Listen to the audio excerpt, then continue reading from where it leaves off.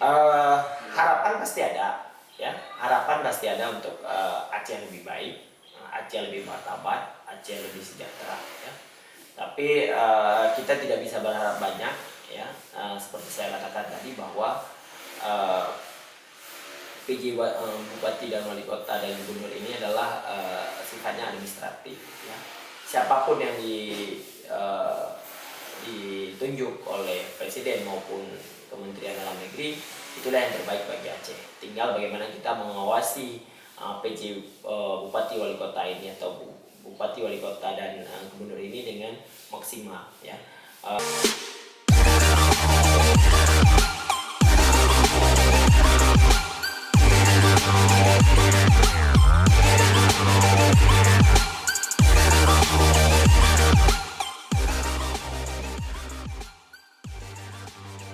Halo, Assalamualaikum. Ketemu lagi dengan kita di channel Sahas Inisiatif. Masih terkait dengan isu terbaru, kita mau ngomongin tentang sesuatu yang mungkin ditunggu nih sama teman-teman Sahas, yaitu pimpinan ke depan pemerintah Aceh. Kira-kira gimana Bang Deddy? Pandangan Bang Deddy atau mungkin dari apa yang Bang Deddy lihat? Ya, kita tidak membahas secara spesifik dengan pimpinan Aceh ke depan, ya, tapi kita membahasnya adalah di mana siapa ditunjuk PJ Gubernur Aceh, ya, untuk 2023 sampai 2024. Jadi seperti kita ketahui bersama bahwa di bulan Juli ini, ya, Gubernur Aceh habis masa periodenya untuk 5 tahun. Otomatis dikarenakan tidak adanya pemilu kada, sehingga ada rekrutmen PJ baru untuk Aceh mengisi kekosongan pemimpin, ya. Biasanya PJ itu diisi oleh Excellent 1, ya, di tingkat kementerian untuk gubernur, dan bupati wali kota untuk Excellent 1 di tingkat provinsi. Untuk Aceh spesifiknya adalah di mana terjadi banyak kekosongan, ya, mulai dari pimpinan tingkat pertama yaitu provinsi, ya, gubernur, dan hampir 20-an bupati dan wali kota di Aceh juga akan menghabis masa kepemimpinannya di 2022 ini. Jadi dia 2023 otomatis dia harus ada PJ, ya. Itu detetan, ya, mulai dari gubernur di Juli, terus di akhir Juli ada bupati juga, sampai dengan di akhir Desember itu bupati habis masa kepemimpinannya.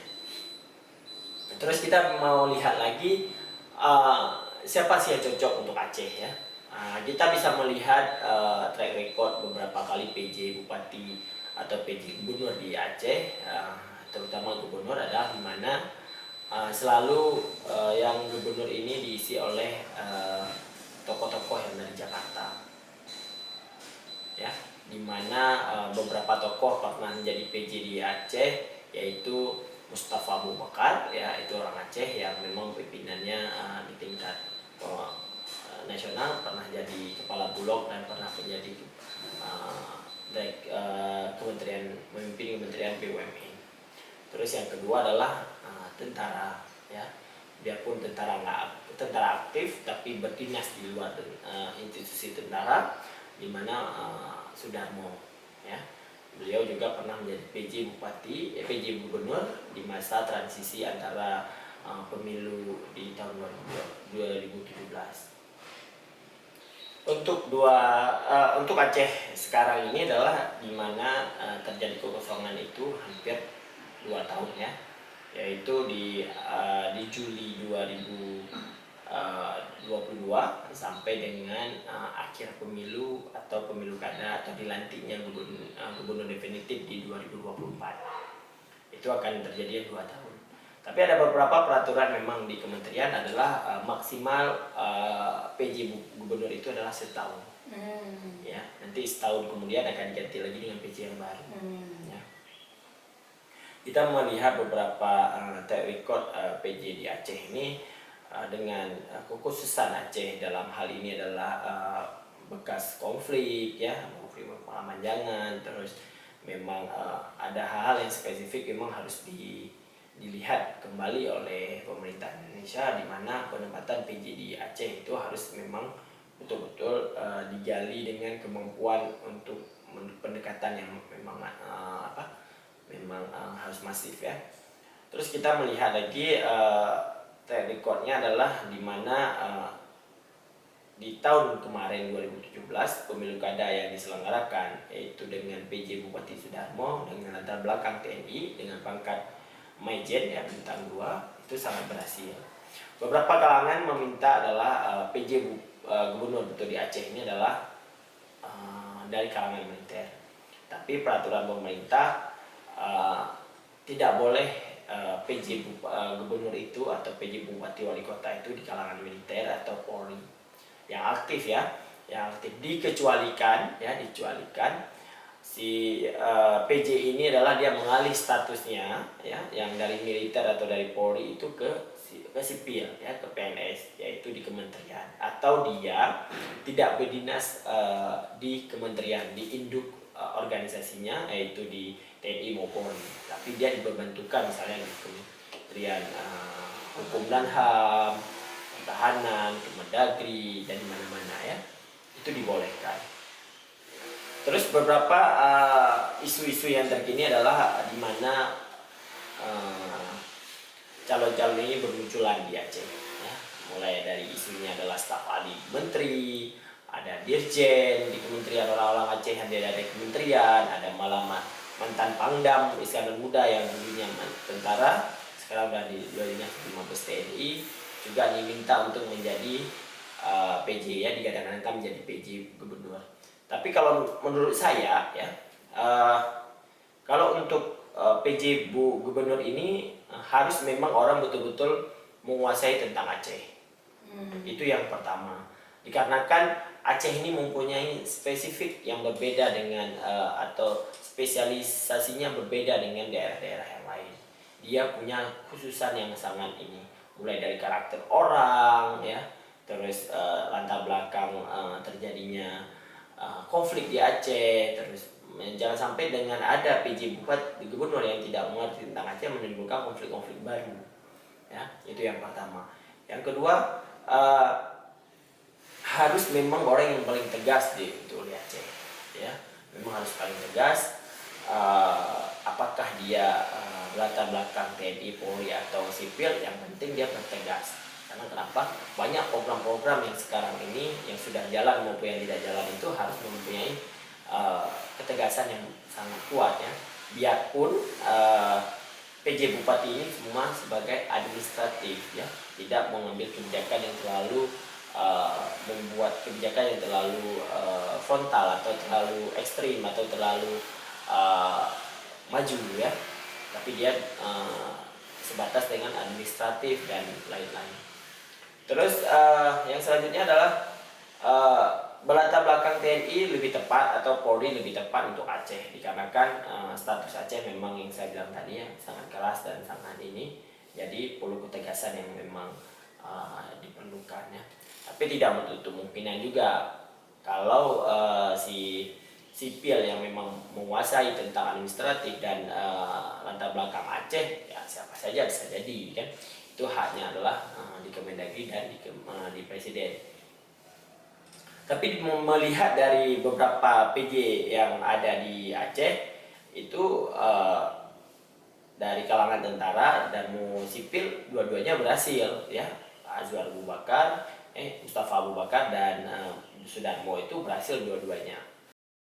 Ya, makanya ada pilihan dua-duanya, dan pilihan itu bagus dua-duanya untuk Aceh ya. Jadi berpulang lagi adalah karakter pribadi yang PJ yang ditunjuk oleh pemerintah itu memang harus mewakili dari karakter orang di Aceh. Jadi jangan sampai saya katakan bahwa terjadi konflik-konflik baru dengan kebijakan-kebijakan si PJ ini ya.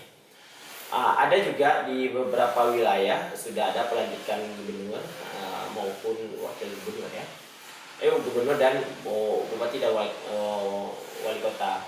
Ada yang diangkat dari Sekda menjadi PJ gubernur yaitu di Banten, Ada yang juga kepala BNN diangkat menjadi bupati di salah satu di Kalimantan, Kalimantan atau Sulawesi.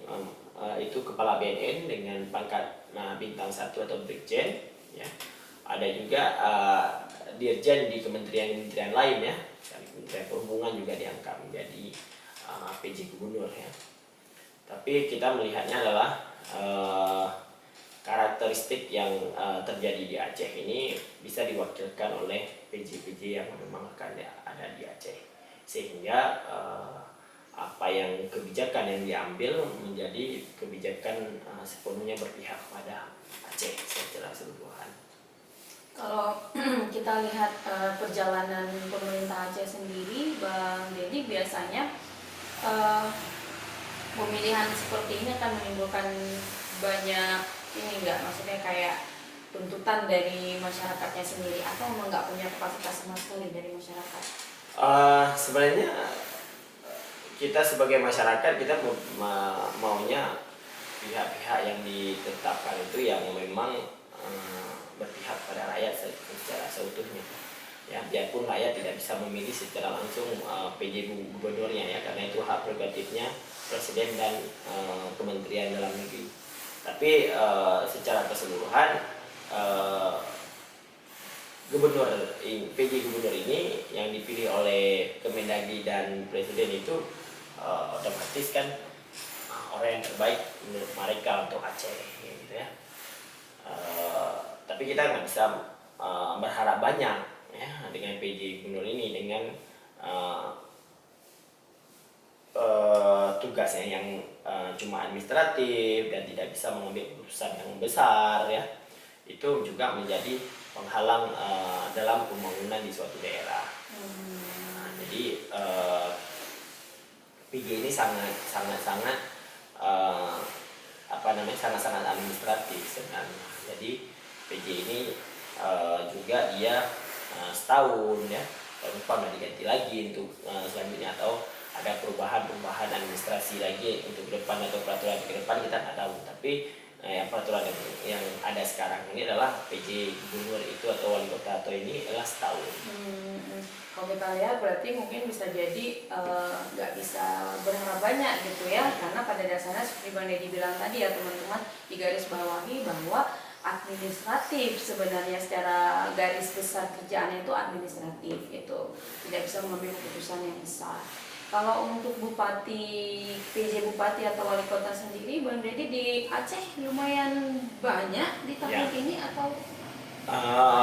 Untuk di Aceh lumayan banyak, ya, hampir 20-an bupati dan wali kota itu habis, ya, yang habis masa kedinasannya. Yang habisnya di 2023 itu atau 2024 awal itu dua, ya, Subul Salam dengan PJ Jaya. Yang lain semua habis di 2022 ini. Jadi di tahun ini digadang-gadangkan sejumlah ada kepala dinas yang memang digadang-gadangkan untuk menjadi PJ bupati atau wali kota, ya, yang kepala dinas di tingkat provinsi. Ini lebih singkat lagi, ya. PJ bupati dan wali kota di Aceh ini pernah diangkat dalam kurun 3 bulan, ada juga, dan ada yang pun habis masa jabatannya. Tapi tetap berpedoman bahwa tidak bisa mengambil keputusan yang besar, dan juga tidak bisa mengambil keputusan yang di luar kewenangannya, ya. Jadi PJ bupati dan wali kota ini, ya, sebatas administratif, ya. Dulu ada juga beberapa PJ wali kota atau bupati itu adalah dari Sekda, yang merangkap ke PJ. Jadi perlu kita garis bawahi adalah di mana PJ gubernur dan wali kota ini tidak terlepas dari tugas utamanya. Jadi PJ wali kota dan ini adalah menjadi kerja sampingannya, ya. Misalnya dia dirjen di salah satu dirjen di kementerian, dia tetap masih ada jabatan dirjennya, tapi dia ditugaskan untuk menjadi PJ di sini. Tapi dia juga harus bolak-balik untuk mengurusi masalah administrasi di dirjennya. Biarpun juga bupati wali kota juga begitu. Jadi ya tidak digantikan di dinas, tapi di sana juga dia dua administrasi yang dia urus, terus gajinya lah digaji di tugas pertamanya. Misalnya dia tuh gajinya lah di dirjen atau gajinya di dinas-dinas yang dia pertama sebelum dia dilantik ya. Tapi dia punya kapasitas adalah uang-uang jabatan yang dia uang jabatan, tunjangan-tunjangan lain yang dia dapatkan. Pada dasarnya kan sebenarnya kalau kita lihat bahwa ini kan prestisius ya. Jabatan PJ pun pasti akan jadi prestisius buat beberapa yang punya kesempatan untuk jadi PJ. Kalau ke depan mungkin dia akan mencalonkan diri kan mungkin akan jauh lebih besar kesempatannya. Ada pesan Bang Dedi mungkin, walaupun ini kan nggak ada kontribusi masyarakat ya, bukan pemilu kada, ini bukan pemilihan gitu ya, tidak ada kapasitas kita sama sekali sebagai masyarakat pada umumnya, tapi kan istilahnya ekspektasi tetap ada ya, yang namanya kita orang tinggal di sini sebagai masyarakat pada dasarnya pasti punya harapan gitu ya. Harapan pasti ada ya, harapan pasti ada untuk Aceh lebih baik, Aceh lebih martabat, Aceh lebih sejahtera ya. Tapi kita tidak bisa berharap banyak ya, seperti saya katakan tadi bahwa PJ Bupati dan Wali Kota dan Gubernur ini adalah sifatnya administratif ya. Siapapun yang ditunjuk oleh Presiden maupun Kementerian Dalam Negeri, itulah yang terbaik bagi Aceh. Tinggal bagaimana kita mengawasi PJ Bupati Wali Kota ini atau Bupati Wali Kota dan Gubernur ini dengan maksimal ya. Alat kontrolnya ada di masyarakat semua ya. Kita menggunakan alat kontrol ini untuk mengontrol kinerja Bupati dan Wali Kota, Gubernur dan kabinet-kabinetnya. Jadi itu saya rasa sudah. Ya, makasih Bang Dedi untuk sharingnya. Ini juga bisa membuka wawasan kita ya tentang pemerintahan, tentang Aceh, dan pastinya untuk kebaikan semuanya ya. Anak-anak muda nih butuh punya wawasan juga tentang ini agar punya kontribusi atau kepekaan tentang pemerintahan yang berjalan. Makasih sudah ngikutin Sahas Inisiatif. Sampai ketemu di video-video selanjutnya. Assalamualaikum.